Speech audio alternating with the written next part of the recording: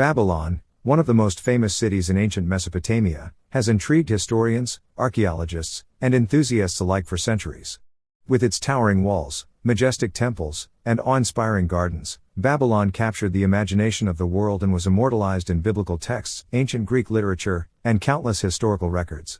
Yet beyond its grandeur and wealth, Babylon held within it complex social and religious customs, some of which were misunderstood and sensationalized by ancient historians. One such practice that has sparked considerable interest and controversy is the phenomenon of ritual prostitution, most famously described by the Greek historian Herodotus in his histories. In this narrative, we will explore the history of Babylon, its religious customs, and the role that ritual prostitution allegedly played in the city's social and religious life. We'll also examine Herodotus's claims, the credibility of his accounts, and how modern scholarship views these ancient practices. Through this exploration, we aim to unravel the complexities of a city that continues to fascinate the world. The rise of Babylon. To understand the religious customs of Babylon, including the purported practice of ritual prostitution, it's essential to begin with the city's historical context. Babylon, located on the Euphrates River in present-day Iraq, became a significant power under the reign of Hammurabi, circa 1792–1750 BCE, the sixth king of the Amorite dynasty. Hammurabi's empire was vast, encompassing much of Mesopotamia, and Babylon became the political, economic, and religious center of the region.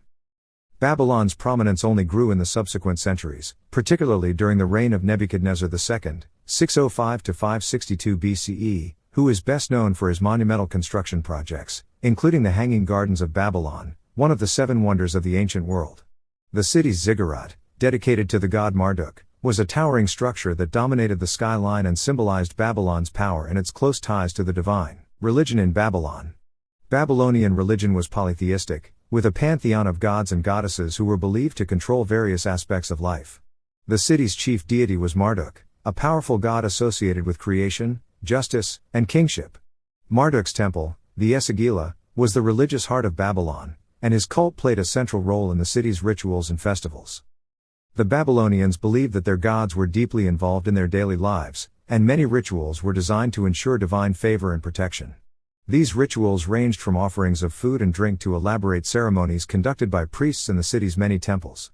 Babylonian religion was deeply intertwined with the state's political structure, and kings were often seen as representatives of the gods on earth, responsible for maintaining order and justice in accordance with divine will. It is within this religious framework that the concept of ritual prostitution allegedly took place. Herodotus's account of ritual prostitution. Herodotus, the ancient Greek historian, provides one of the most famous, and controversial, descriptions of ritual prostitution in Babylon. In Book 1 of his histories, he writes, "Every woman born in the country must once in her life go and sit down in the temple of Aphrodite, and there consort with a stranger. Many rich women, who are too proud to mix with the rest, drive to the temple in covered carriages drawn by teams, and take up their station close to the temple with a numerous train of servants attending them.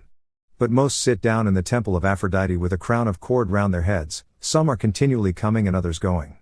Passages marked out in straight lines run in every direction through the crowd, by which the strangers pass and make their choice. A woman who has once taken her seat is not allowed to return home till one of the strangers throws a silver coin into her lap and takes her with him beyond the holy ground. When he throws the coin, he says these words, 'The goddess Mylitta, that is, Aphrodite, prosper thee.' The silver coin may be of any value, it cannot be refused, for that is forbidden by the law, since once thrown it is sacred. The woman goes with the first man who throws her the money and rejects no one. When she has gone with him and so satisfied the goddess, she returns home, and from that time forth no gift, however great, will prevail with her." This account, while captivating, is filled with sensationalism, and many modern scholars have cast doubt on its accuracy. Herodotus's description suggests that Babylonian women, regardless of their social status, were required to offer themselves to strangers in the temple of the goddess Ishtar, whom Herodotus conflates with Aphrodite. According to Herodotus, this practice was not only religiously mandated but also a rite of passage for every woman in Babylon. The debate, fact or fiction? Herodotus's account of ritual prostitution has long been debated among historians and scholars. While his description is vivid, it's essential to consider his perspective and the historical context in which he wrote. Herodotus was a foreigner writing about a distant culture, and his understanding of Babylonian religious practices was likely influenced by both his own cultural biases and the information he received from his sources. One key issue with Herodotus's account is the lack of corroborating evidence from Babylonian sources. The Babylonian texts that have survived, ranging from legal codes to religious inscriptions, make no mention of a practice resembling ritual prostitution. This absence of evidence has led many scholars to question whether Herodotus's account was a misinterpretation or exaggeration of Babylonian customs. Moreover, it's important to consider that Herodotus may have been influenced by the broader Greek worldview, in which Eastern cultures were often depicted as decadent and morally corrupt. By portraying Babylonian women as engaging in such practices, Herodotus may have been reinforcing stereotypes about the supposed licentiousness of foreign peoples, a common theme in Greek literature. Ishtar, the goddess of love and war. To understand the possible origins of Herodotus's account, we must look at the role of Ishtar, the Babylonian goddess whom he identifies with Aphrodite. Ishtar was one of the most important deities in the Babylonian pantheon, associated with love, fertility, and war. As a goddess of sexuality, Ishtar had a complex and multifaceted role in Babylonian religion. One of the central myths involving Ishtar is her descent into the underworld, in which she seeks to visit her sister Ereshkigal, the queen of the dead. In this myth, Ishtar is stripped of her power and eventually imprisoned in the underworld, leading to a cessation of fertility on earth. Only through the intervention of the god Ea is Ishtar freed, and life is restored. This myth underscores Ishtar's dual nature as both a life-giver and a destroyer, embodying the full spectrum of human emotions and experiences. Ishtar's temples, such as the Aina in the city of Uruk, were centers of worship that likely involved various forms of sexual rites.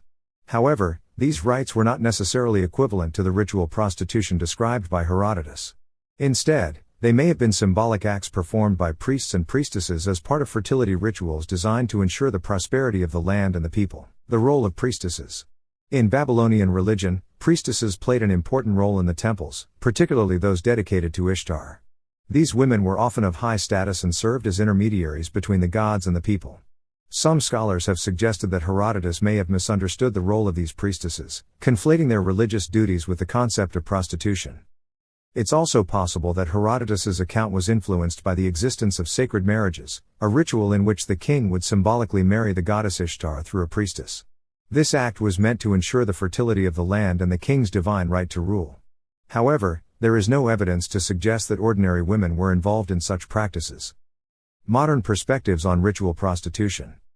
Today, the concept of ritual prostitution in Babylon is largely seen as a myth or misunderstanding perpetuated by ancient sources like Herodotus.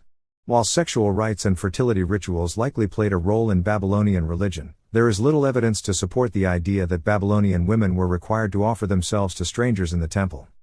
Instead, what Herodotus described may have been a reflection of his own cultural biases, or a misunderstanding of more symbolic or ceremonial practices within Babylonian religion. Furthermore, modern scholarship emphasizes the importance of critically analyzing ancient sources and recognizing the limitations of our knowledge about the distant past. Babylon remains one of the most fascinating cities of the ancient world, and its religious customs continue to captivate the imagination of historians and enthusiasts alike. While Herodotus's account of ritual prostitution may have been exaggerated or misunderstood, it reflects the broader complexities of how ancient societies perceived and recorded foreign cultures. By examining these accounts with a critical eye, we can better appreciate the nuances of Babylonian religion and the ways in which ancient historians shaped our understanding of the past.